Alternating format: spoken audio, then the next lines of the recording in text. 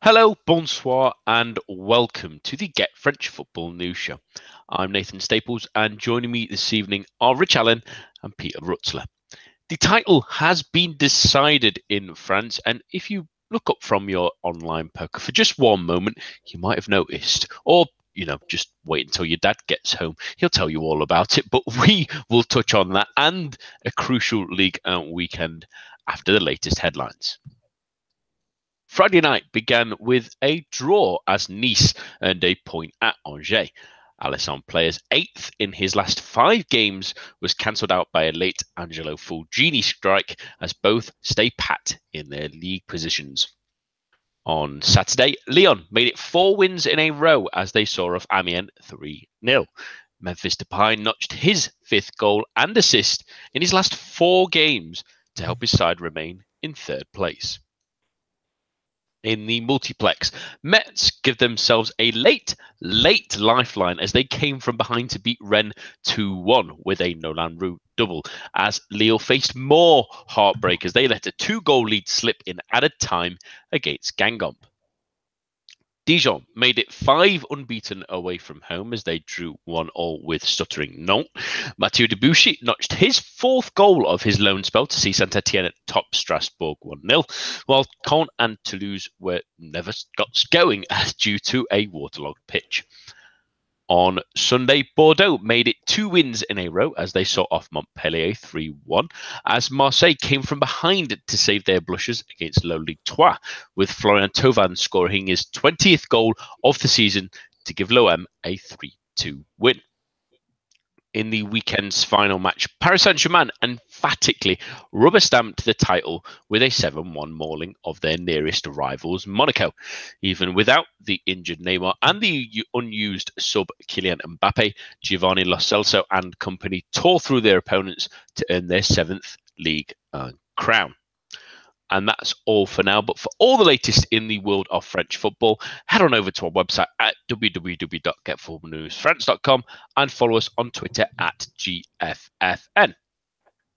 We start this week, and where else really, because Paris Saint-Germain are your 2017-18 league champions, and they did it in style with a massive win against their bitter rivals. And we'll focus on the victors really first before talking about maybe a slightly hapless Monaco side, Rich, but an emphatic win without their staples as well, but it seemed like an inevitability, and it was almost like a rush of adrenaline from this team to just get things over the line and ensure that they won the title tonight.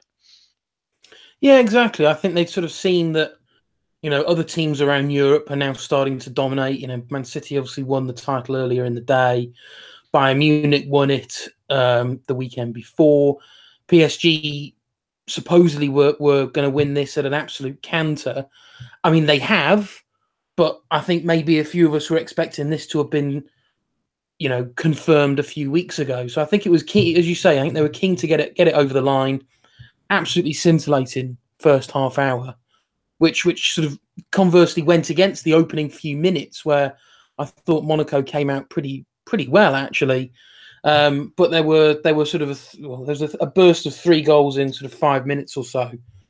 And it was just devastating, really. It was the PSG that we expect to see, I think, now on a regular basis. It was all-out attack. It was flicks. It was tricks. It was beautiful crossing, beautiful passing, some super finishes. I thought Di Maria's chip was just ludicrous. It was sort of almost Poborski-esque. But it was the performance, I think, that PSG wanted to put in. And the Guardian article, the GFFN Guardian article today points at it and touches on it quite well, actually, that, yes, they're going to win another domestic treble, or quadruple if you're amongst the few that do count the Trophy of the Champions as a trophy, but they failed on their main target. And there is a weird feeling, and I think we sensed that from the crowd last night. And I think one or two PSG players, it might have even been El Khelaifi himself, actually pointed out that, these fans should be happy. We've given them trophies year in, year out. We're going to get to the goal, because it really was a weird atmosphere. It was it was a strong start, and they saw the early goals, and there was, support from the stands then. I thought sort of midway through that first half, and certainly into the second, the atmosphere just went. It was surreal. This is a coronation. This is a crowning. You've won the league. It's so many matches into the season now, and you've won it in the best way you can possibly win a championship. And the fans just didn't seem interested. Now, maybe that's a reaction. I can only think it's a reaction to, well, what, we expected that, so you've hit minimum. Well done. What are you supposed to? What are we supposed to do about it? We wanted Champions League success, and this season we've gone backwards in Europe. So that was quite weird to see. But you can't fault the performance from PSG. I thought, as I say, that opening half hour was some of the best football we've seen from PSG all season. I'd probably go back many, many months, sort of tail end of 2017, when they put in a similar first half performance at home to Bordeaux.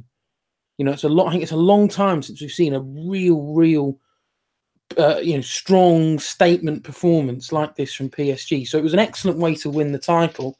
I just think it's just been soured ever so slightly with that undercurrent feeling of this has been a disappointing season, which I get that, but this is still the most prestigious title you're going to win in France. Feel happy and celebrate it, enjoy it, and it just seems as though there's that gloss, I think, which has probably taken a significant shine off this win.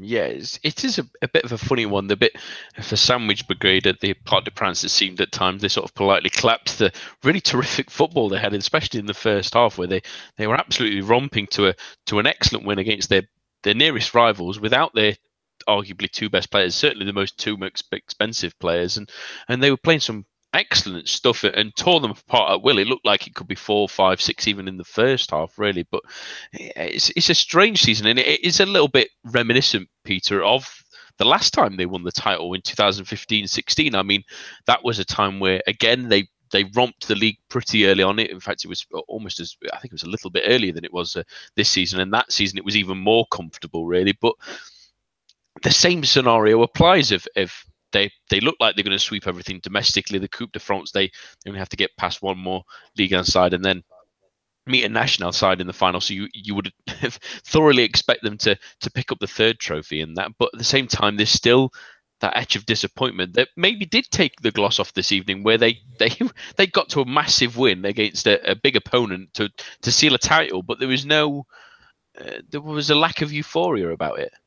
It shouldn't do, really, though, should it? I mean, it's a 7-1 win against Monaco, and I mean, as much as everyone loves to reel out the Tin Pot League and whatever else, it's an extraordinary result, and you could see why Al-Khelafi was so furious with the atmosphere inside the Parc des Princes. And I think the French media have been pointing out it was something to do with from the ultras anyway, and their silence was mainly due to a protest against LFP punishment for lighting flares and whatever against Marseille.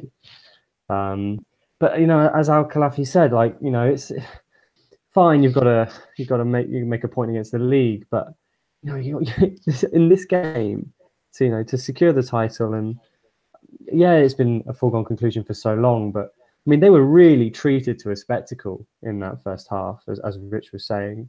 We saw PSG at their absolute best, and I mean, it becomes very difficult to explain and to justify why they thought it was necessary to retain that. I mean, there is ongoing, obviously, disputes between supporters and the footballing authorities in France and the authorities more broadly. But all the same, I think it really did taint the evening, I feel.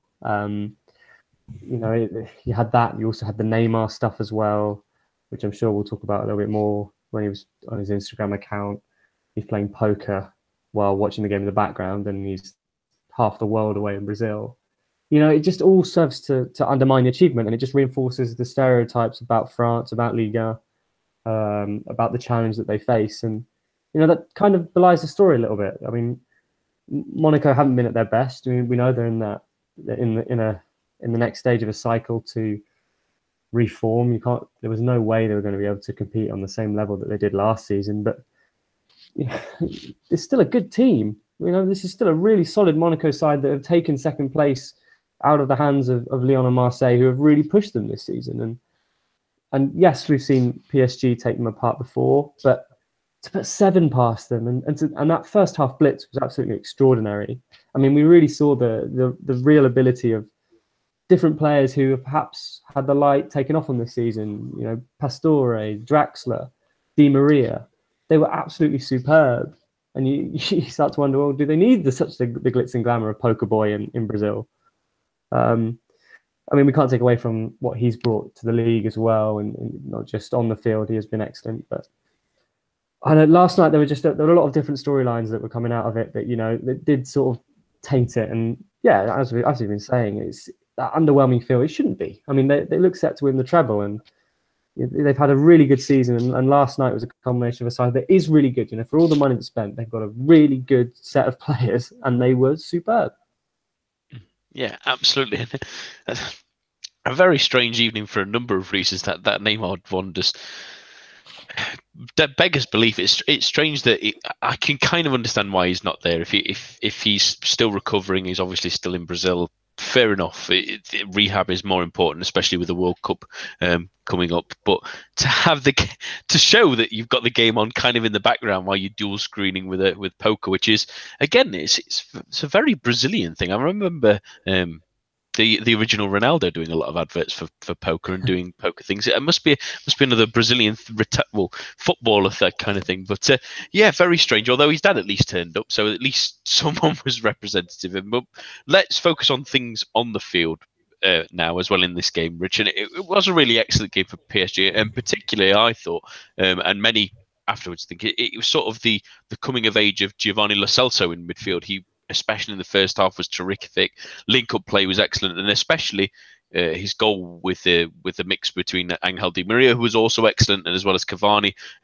He really lit up the Parc des Princes last night, didn't he? He did, yeah. I think with the balance of that midfield that they had alongside Draxler and alongside Rabiot, I think they sensed very early on that it wasn't going to be about an argument, certainly between Lo Celso and Rabiot, who's going to sit back, who isn't. I think it very, very quickly it became apparent that it was a night for, well, let's just all out attack, and if somebody needs to drop back, we'll drop back, because we certainly saw the excellent attacking qualities that Lo Celso has, that because he's been sort of restricted with a slightly more defensive position this season, which I think by and large he's succeeded at.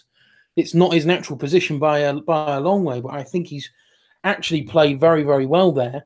It's unfortunate that position will unfortunately be cursed for him from that first leg in Madrid of the Champions League, where it was an unfortunate time to have an absolute horror performance. But we've seen brief glimpses throughout the season of what he can offer going forward.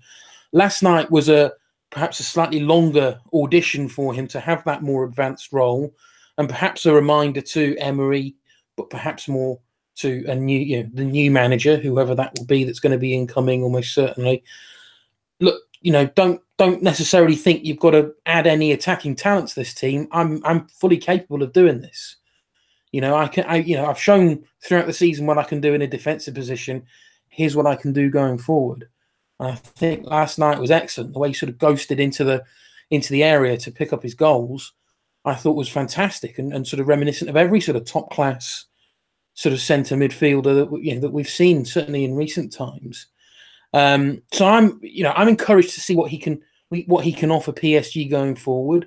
I hope whoever the manager will be will give him that opportunity and won't just try and sort of square peg round hole him into a defensive position. I'm hoping that they will finally address that in the summer, and therefore allow Lo Celso to have this more advanced role. Question marks remain over Draxler. Question marks remain over Pastore. Certainly Pastore. Are they going to cash in on him? They're not obviously going to get a huge amount, but they could bring some money in for him, maybe. And they've got Lo Celso who can play in a more advanced role. So it was a really good performance from him, as has been touched on earlier in the show. There were other players as well. Di Maria had an excellent game. Draxler, I thought, had a pretty strong game.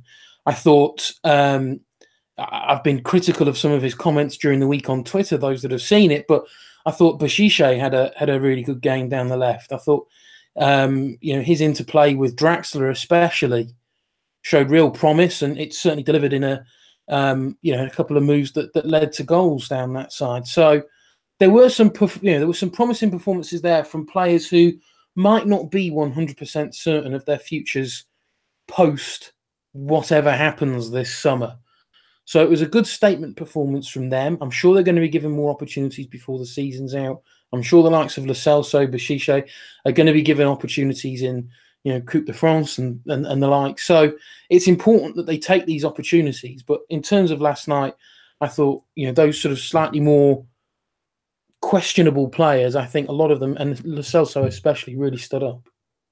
Absolutely, and Di Maria, another one with an excellent little goal as well himself. For that the dink chip on Subasic. I know some people question the goalkeeper's decision to come out at that moment, but it still takes incredible skill to lift it over the goalkeeper, and he was really excellent last night. And credit to him in a season where he's really been the backman of those three. I mean, with Neymar and Mbappe consistently played in front of him. Now with the opportunity he's been given with Neymar out, he's shown it on a World Cup year of all years, and possibly a summer ahead where he may be looking at the exit door. But looking ahead, at least for the time being, before we circle back to Monaco, really, Peter, it's about PSG and what lies ahead for them, really, because it looks like it'll be a new manager in the summer. It looks like, depending on financial fair play ends up doing, whether they'll end up having money, or I assume they'll probably get a light punishment. So we say that I don't think the UEFA is quite ready to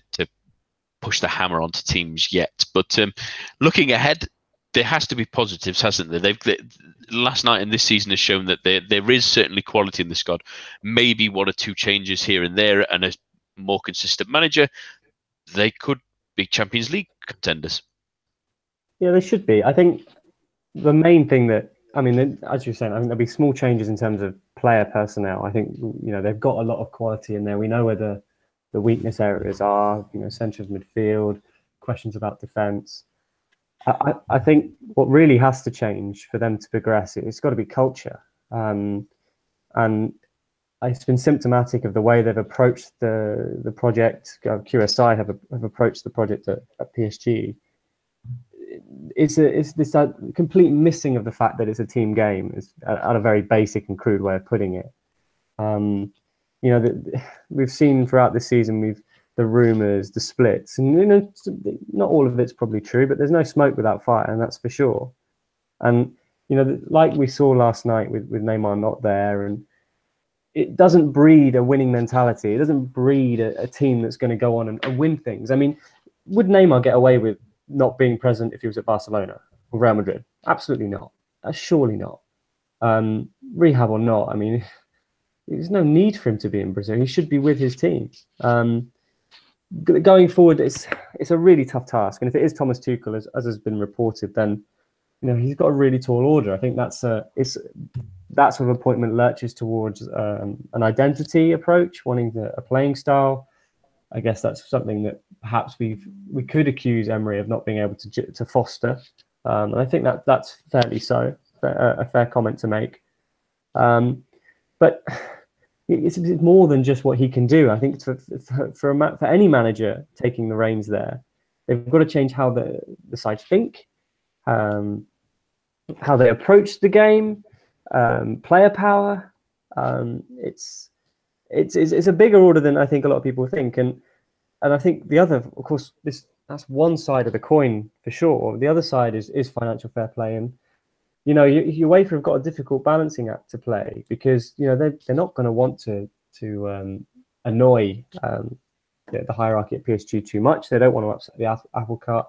Something that's such a bold ambassador now for the sport, but they've got rules to enforce. And judging from some reports that came out in the last week about again questions over sponsorship, and it's irregular because it's not in line with what should be expected for a club like PSG from a particular source. And that's not the first time they've had that thrown at them. And if that, for instance, is proved, then that's highly serious. And that's aside from the Neymar stuff, the Mbappe costs, which quite clearly have smashed through the financial fair play standing. So that will hold them back in the summer. So we can see the change, and yeah, the changes on the field can be small, but the changes around the club have got to be quite profound. And it'll be very interesting to see how that develops. And good luck to any manager taking it on, because it is a poison chalice in a way.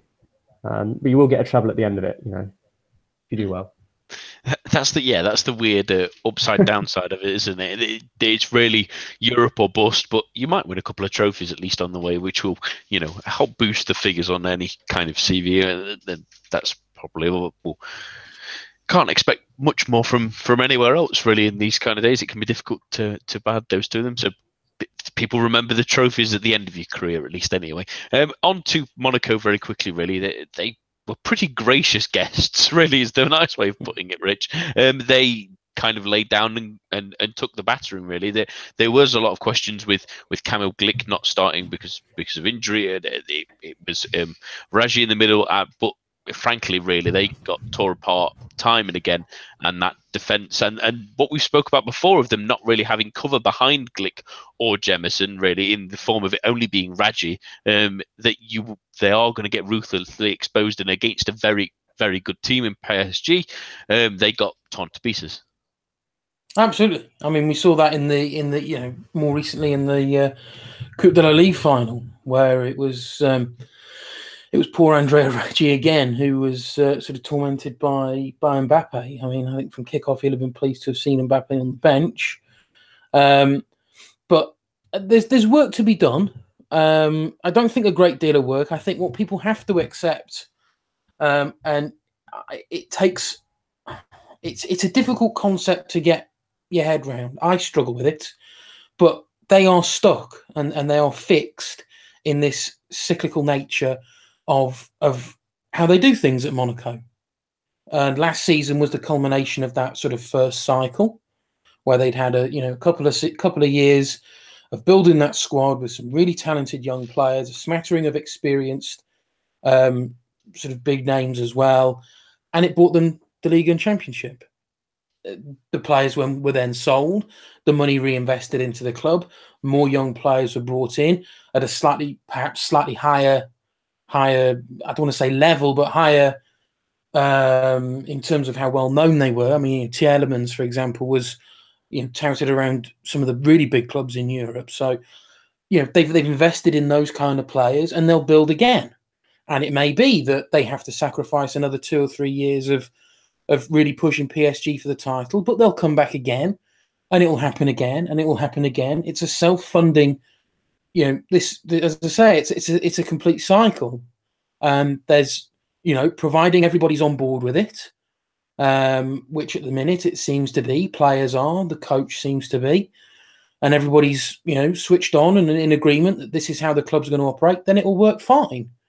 If they only challenge, we'd all want to see Monaco challenging PSG every season.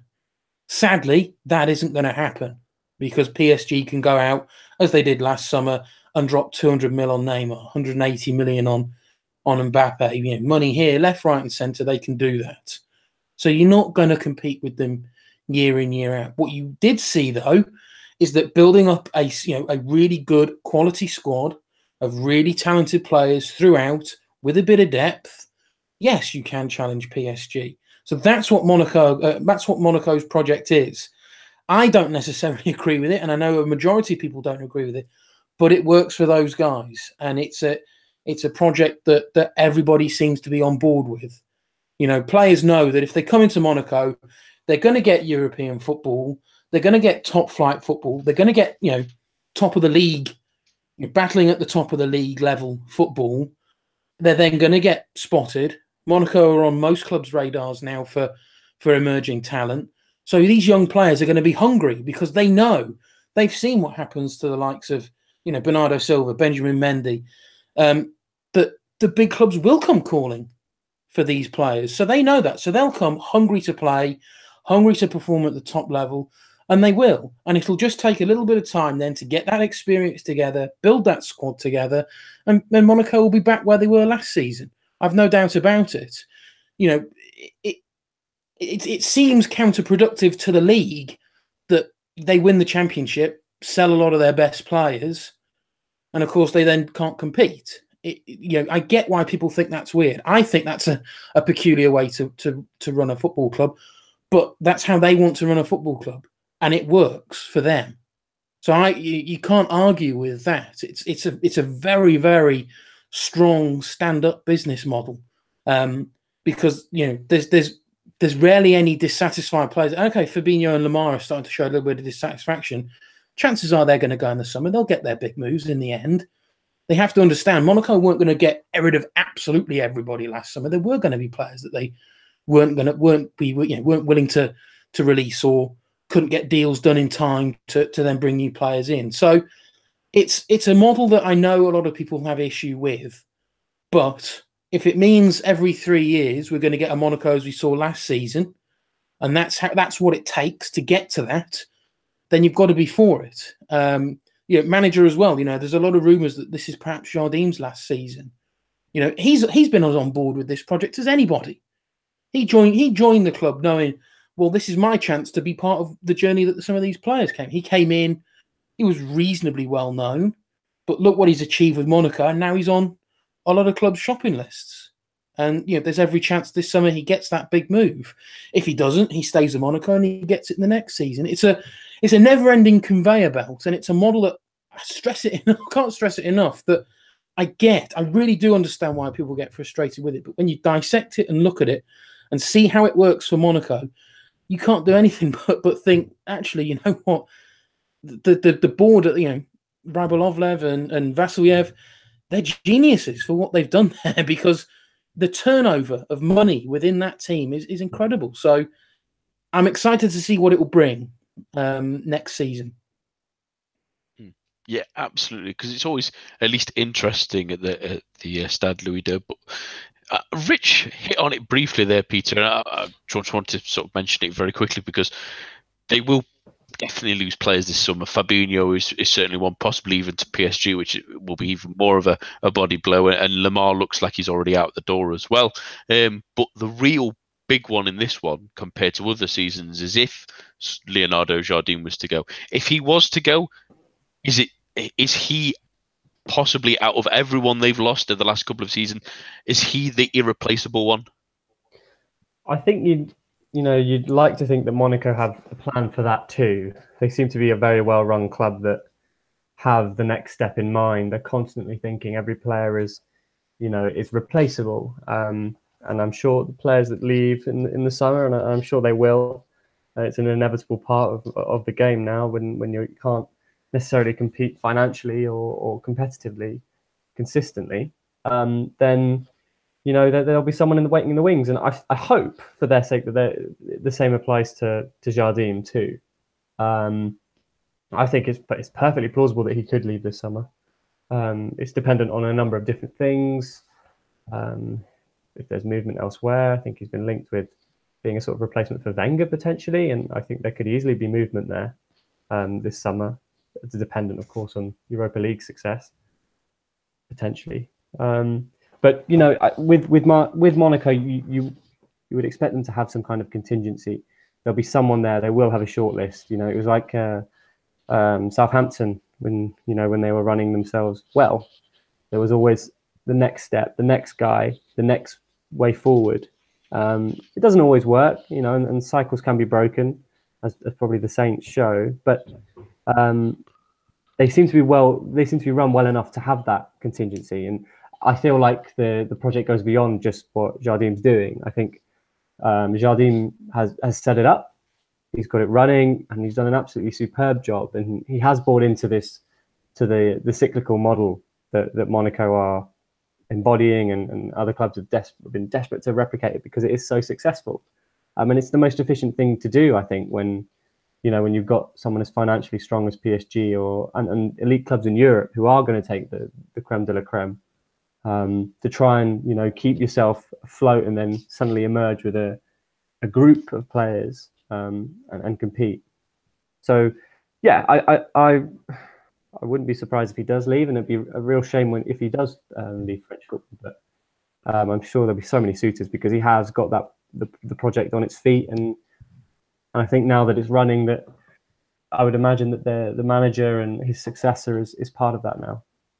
Well, the two coaches the two names that I've seen initially linked, I think give cause for a little bit of I suppose relieving of any fears of Jardim going, because the two I've seen named are Sarri and Paulo Fonseca, who's another Portuguese coach. It's Shakhtar, I think now. Yeah. So, both of those would be, Fonseca, I think, would be that Jardim Mark II mold. Sarri would be obviously something slightly different, but I think, Fonseca, young manager, similar background to Jardim.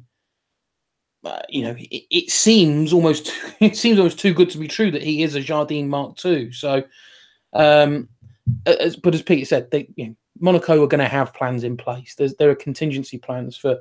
I don't think they want Jardim to go, and I think Vassilievre on French TV at the weekend said, he will be here next week. I'm very privileged to have the best coach in Ligue 1, coaching my team. So it's going to take a big offer, as with anything from Monaco, to prize him away. But they're going to have plans to replace him. I don't think Monaco fans should fear too much.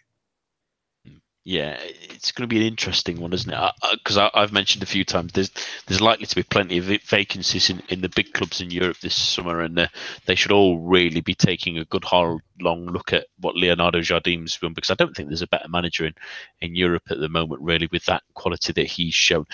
On to another exciting thing for Ligue 1, and that's Marseille, who have reached the Europa League semi-finals. They did on Thursday, but we'll focus really on the draw from Friday, because we discussed the game plenty afterwards on the preview show. But a really, really good draw, really, in the end for Marseille. They won't necessarily agree with that, because Salzburg, they obviously had in the group stages and give them quite a tough time, really. So they'll know everything about them before they have to face them again in the two-legged tie that either will put them in the final or keep what has been the Europa League's best story for many of them, with Salzburg going through many qualifying rounds before they even reached the tournament proper, and they've gone all the way to semi-finals, knocking out Dortmund and Lazio as well.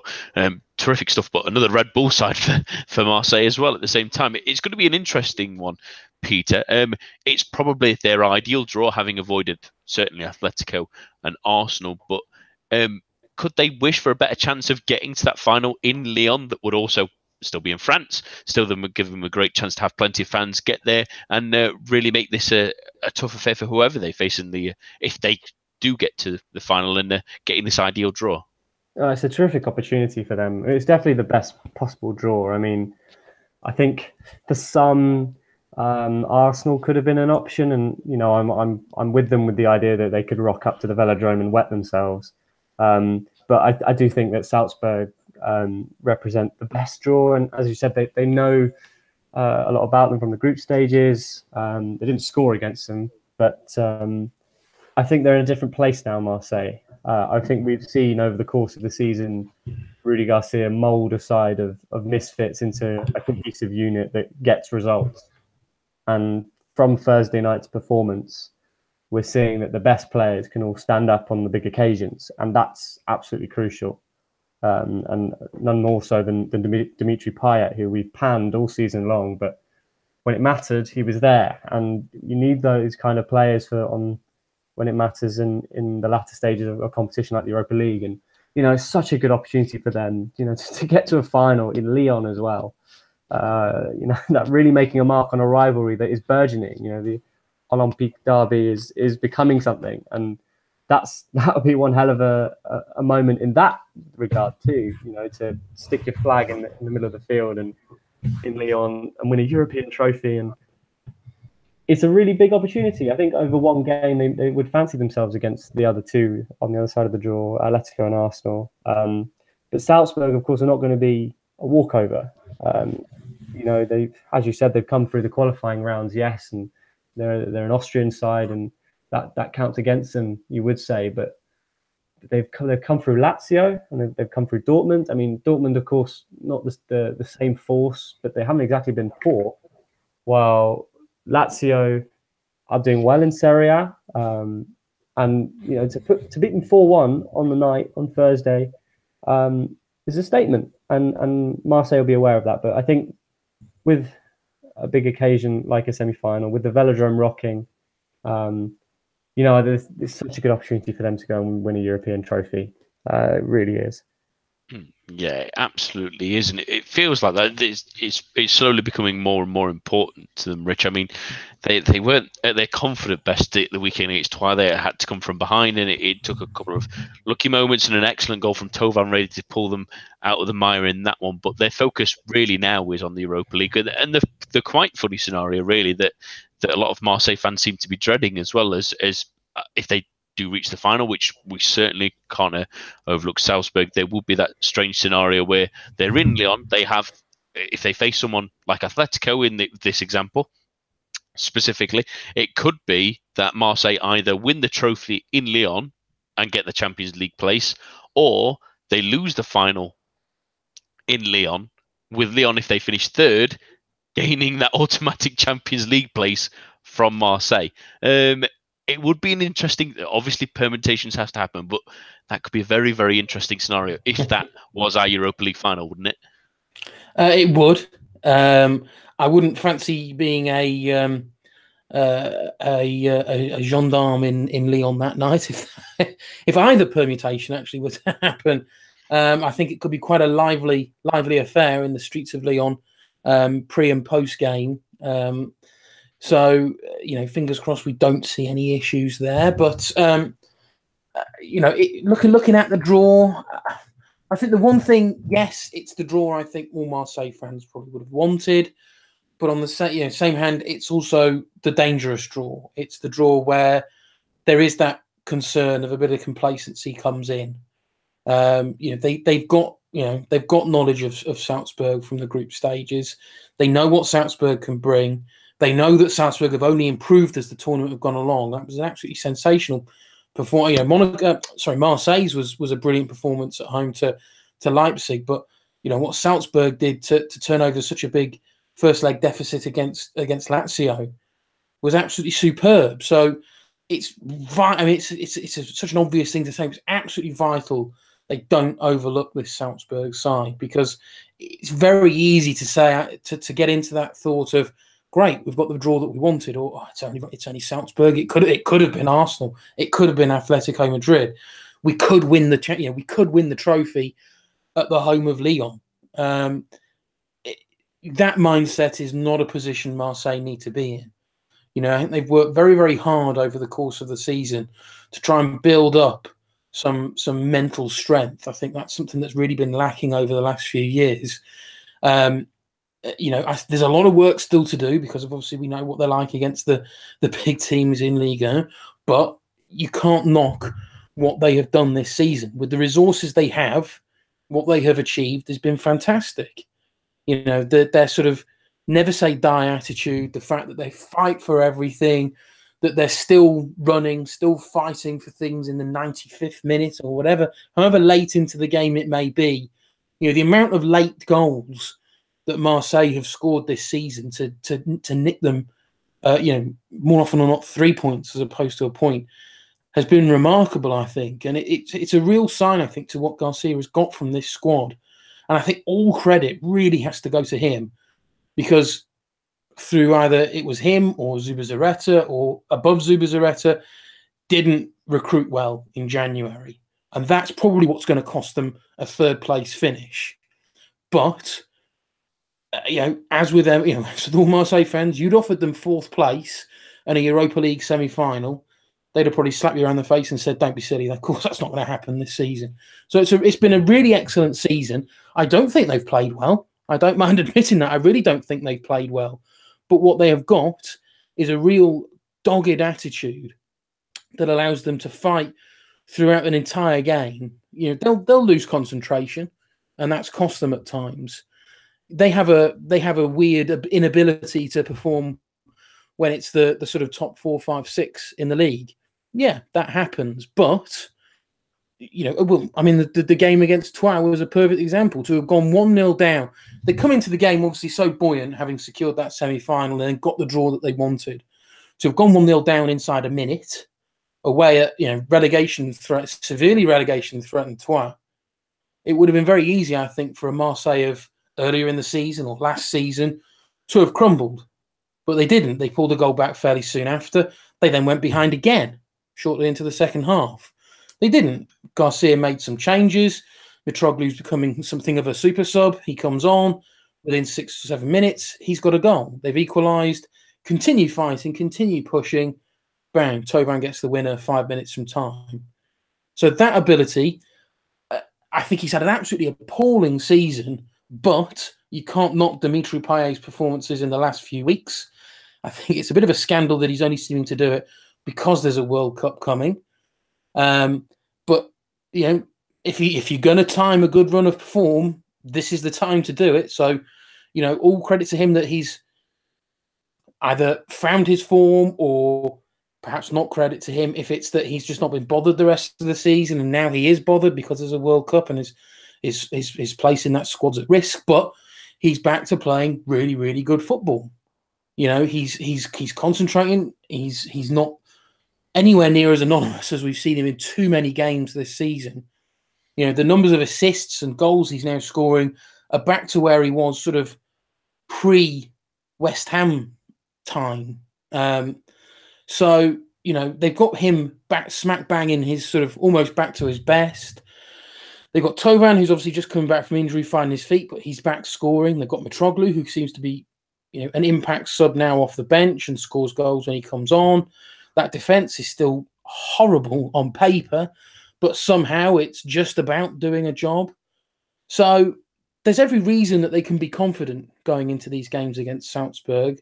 But what they mustn't do is let that become overconfidence. We've seen that before from Marseille as well. And that's when things come back to bite them. So there's a real opportunity for them to get to the final here, but they cannot afford to focus on that. They have to be focusing on these games coming up. Because if they do, and treat Salzburg with the respect that Salzburg are due, I do think Marseille are probably slight favourites for this semi-final. So if they can keep those confidence levels to a reasonable, sensible level, I think they can do it. Yeah, and once it gets down to that single game moment, at least for any of the teams involved in that competition, you never really know when it comes to final, and that's the most important thing. But really the important thing from the weekend, at least from them, is they took points from Troyes, as did other teams lose ground at the weekend. But one team, and I'm pretty sure you'll not be too pleased to talk about this, Rich, at least, but we keep writing them off. I keep comparing them to childhood games, but they keep popping back up out the side of that barrel, because Metz got a great victory at the weekend coming from behind to win 2-1 against Rennes. And that has put them in an incredible position of only being now 4 points off of those, the relegation. They're still in the relegation places. If they got those 4 points, they would still be in by goal difference. But 5 points and they can be out. There's still a chance there for them, and they keep hanging on, really. I know it's obviously diluted as well with Toulouse obviously not playing their game at the weekend. So it is at the moment, at least, 5 points to absolute safety. But we keep mentioning it. I'll start with you, Rich, because it was an interesting game, really. Nola Roux, again, being the talisman he is, pulled them out of the mire again in this one. But with the games left, looking at them, they've got Caen, Lille, Angers, Amiens, Bordeaux. Can they do it? If you'd have asked me before the Rennes game, I'd have probably said no. But that win, that performance, I'm not going to hide behind the fact it was anything other than an absolutely appalling Rennes performance. Probably the worst I've seen this season. Certainly that second half was just diabolical. They played well in the first half, got the goal, and then switched off and played some awful football. But ignoring that now, absolutely full credit to Metz. I've been a bit of a sort of giving him some ribbing over the last few years, but in Nolan Roux, they've got a reborn striker. absolutely reborn. He's now up to 14 goals. And as Jeremy Smith, the sort of resident Twitter Mets fan, loves to point out, that's now more than Mbappe in the league. It's remarkable what he's done. Certainly, if you look at since the turn of the year, their form. If we look at from January to now, their form sort of mid-table, lower mid-table form. So, of all the teams in that bottom half of the table, at least Mets have a little bit of understanding and appreciation of what it's like to win a game, which sounds a silly thing, but going into these real battles of games now that are coming up, that's a really important thing. We talk about it all the time of a defeat becomes 2 defeats, becomes 3 defeats, becomes 10 defeats, or 10 games without a win, and you forget how to win the games. Mets know that. Mets now have that going, especially that win against Rennes. They probably wouldn't have thought, I don't want to sound too positive of Rennes here, but they probably didn't think they were going to come away from Rennes with 3 points. But they have. And now they're going into games where they can now take that thinking, well, you know what? Put in a performance like we did against Rennes, against Caen, against Lille, against Amiens, against Angers. They're winnable games all of a sudden. The confidence they've got in that squad. It was a great reaction from having lost 5-0 at home to Metz the week before. In Nolan Roux, they've got a striker banging form in Mathieu Dossevy. They've got a player who has got. Well, I think is it just Neymar and Payet? I think maybe that have got more assists this season than him. So they've got they've got players in form. They've not lost too many. They've lost 5-0 to Lyon, and they lost 5-0 to PSG. Previous defeat to that, you've got to go back to mid-February, which for a team rock bottom of the league is not bad. It really isn't bad. So that win on Saturday night against Rennes could have huge repercussions for how this relegation battle plays out, because all of a sudden, with the other results that happened over the weekend, Mets really are back in this. They're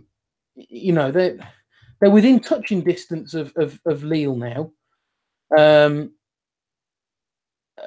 Lille and Troyes, 4 points off. That 4 points, if Mets win their game at the weekend against Caen, that could all of a sudden be down to 1 point. And the confidence is with Mets. Troyes and Lille, are in a real problem at the minute in terms of not being able to get those wins. Toulouse to an extent as well. I want to believe that they can do it. That run-in is probably the easiest run-in of all the teams down there. So I probably can't emphasize how important that Rennes win was at the weekend, because it just gives them hope. And we've seen, we saw a couple of seasons ago with Toulouse what hope can bring. And it's a powerful drug in that fight against relegation. So it's going to be an absolutely sensational story if they pull it off, because they certainly have the games and ability to. Because that's what you need to start thinking now, Peter. It was an excellent performance again at the weekend, but the next weekend coming up, they've got Caen at home, while Lille have to face Marseille away, and Troyes have to face Saint-Etienne, who are in terrific form themselves, away from home. One win there, and other results go their way, and they're 2 points, 1 point possibly off of the teams above them all of a sudden. And even if it is only to get to a relegation playoff, that sniff of hope with other teams, like I say, Troyes have Lyon and Monaco in their final few games, and Montpellier, they have got a game against Caen as well.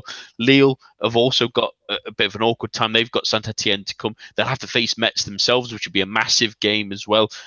So now, even though we keep writing them off, there is definitely a chance there. Yeah, there is. And I think we were mentioning that the sides of them were just sort of crawling towards safety, and no one was grabbing it by the scruff of the neck. And one of the key thing I think that Rich just mentioned there is that they know how to win. If you look at the form table, the bottom 4 are Toulouse, Troyes, Lille, and I think it's Caen is the other one. And that speaks volumes. These are sides all around them, haven't won for 8 games, but Mets have. And they have had this sort of, I mean, they had that run of form midway through the season where we saw that they've got a bit of fight in them, and since then we've seen the ability that they have, and they have got a good enough squad with enough quality to get results. Like winning at Rennes is a big result, and with those fixtures coming up, especially the fact that they've got to play some of their direct rivals, even Caen I would consider a direct rival just based on their fixtures, and they've got Metz and Troyes, Monaco, Nice, and PSG, and they're only on 35 points.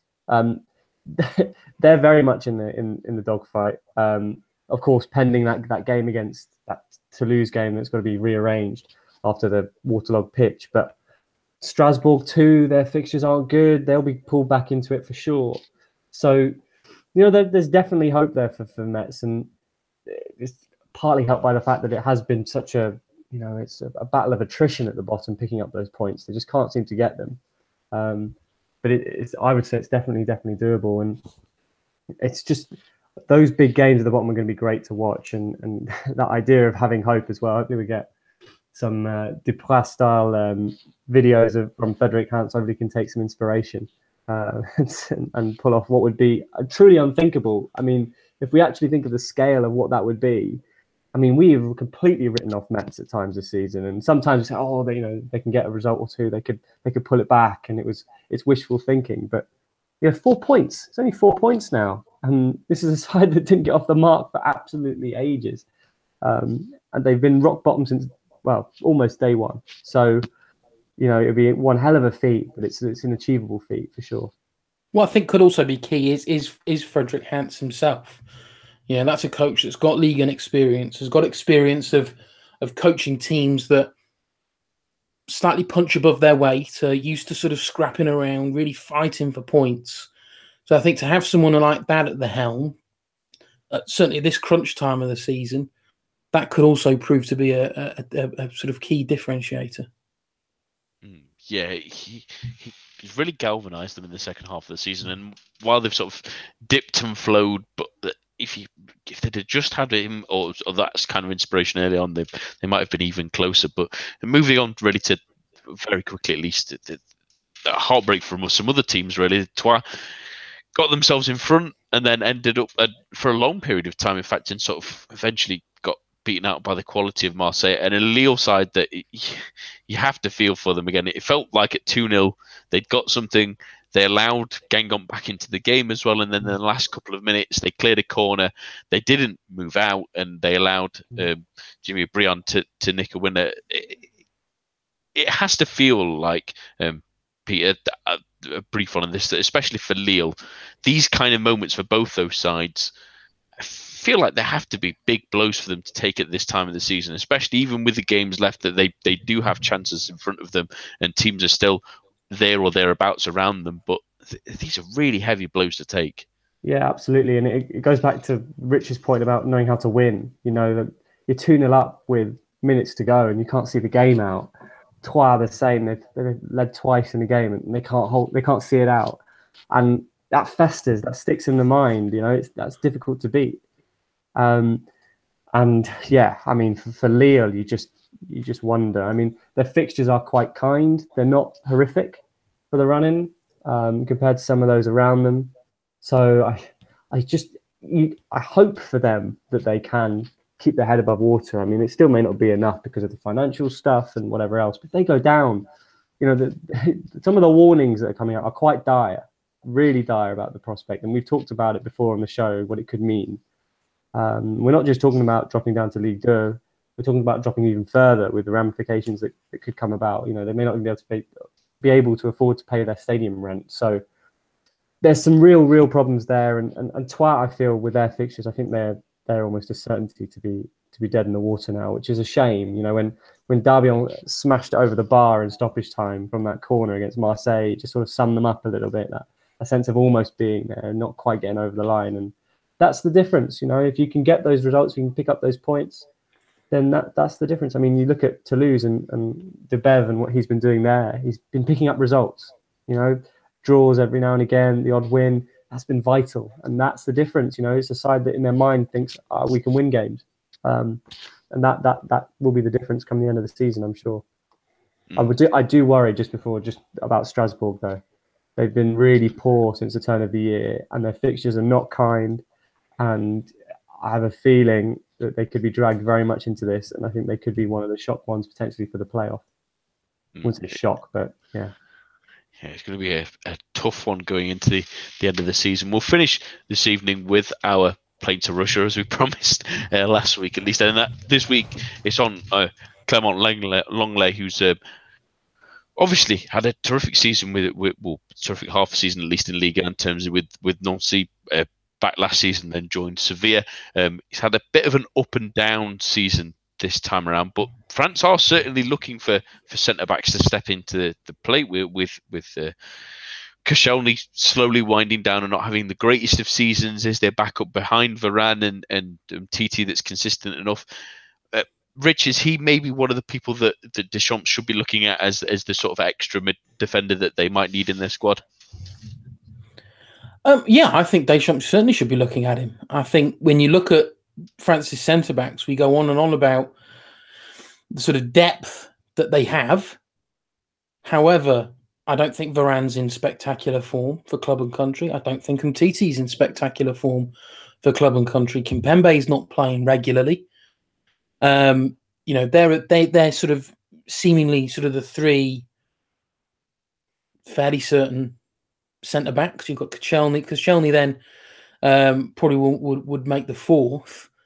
You've got to think you need some backup there. You look at Umtiti in the Euro 2016. That's how he ultimately got in the squad. There were injuries. Injuries are going to happen. There's going to be surprises in the squad. I think you look at Longley. I think he's made the transition from Ligue 2 to Ligue 1 to La Liga seamlessly. I think he's slotted into that Sevilla side. He's playing regularly. He's had experience of Champions League football. He's had experience of playing against the likes of Manchester United.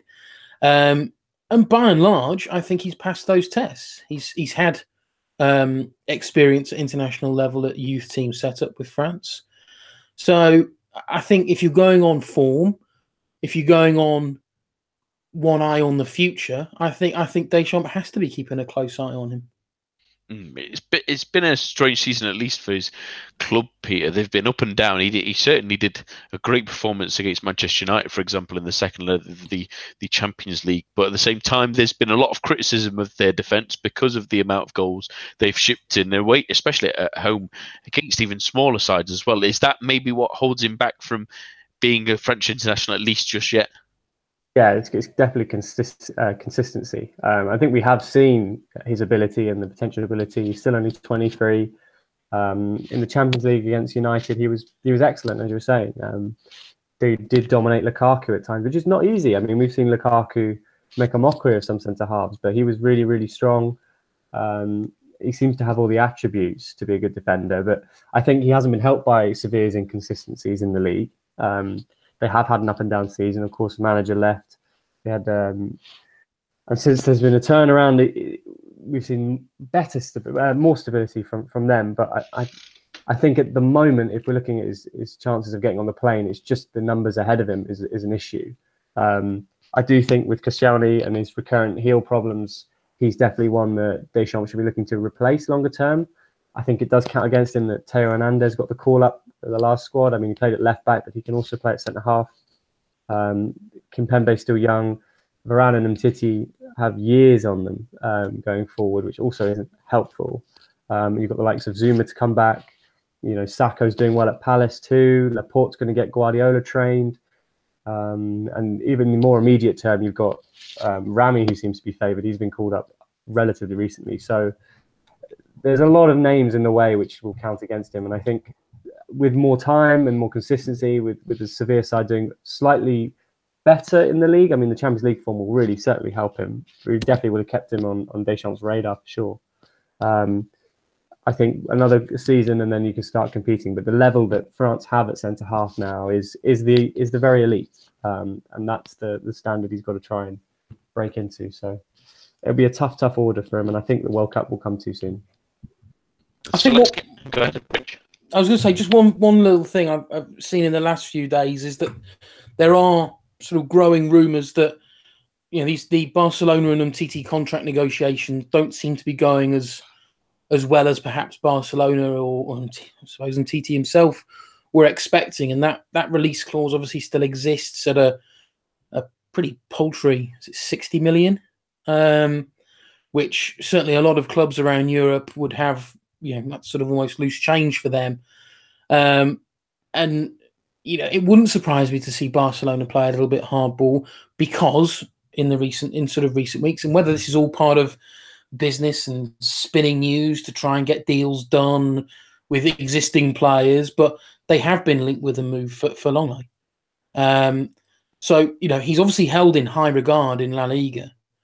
Barcelona don't come calling for any old player. They're only going to go out and look for the best. And if it's someone like Longley, who may or may not be, a replacement for MTT, or maybe a long-term replacement for someone like Gerard Piqué, maybe, that's a pretty strong testament. Strong testament to how good of a player that he actually is. So, I would like to think that, I'll leave you to come on to the question that you're probably going to come on to. Yes. Does he make the play, Rich? I'd love to see him being given an opportunity. I think he's not. I don't think he's going to make the initial squad. I think if we see one, maybe two injuries, which we saw Euro 2016, there's a precedent there. I think we see him as a first or second reserve, maybe for. I think you're going to probably look at someone like Laporte would probably be first reserve, but I think a close Longley will probably run him quite close for that. Peter? No, I just think it's the numbers ahead of him. I do agree there's potential there for sure, but it's just timing's run against him, and I think there are too many in front of him. And I think the most recent call up, I think the Hernandez one was a sort of a blow, because he can also play at left back, so there is that sort of side to it. So that counts against him.